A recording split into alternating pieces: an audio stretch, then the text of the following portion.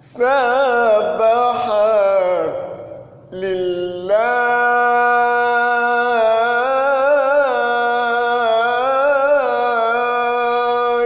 في العش الطيور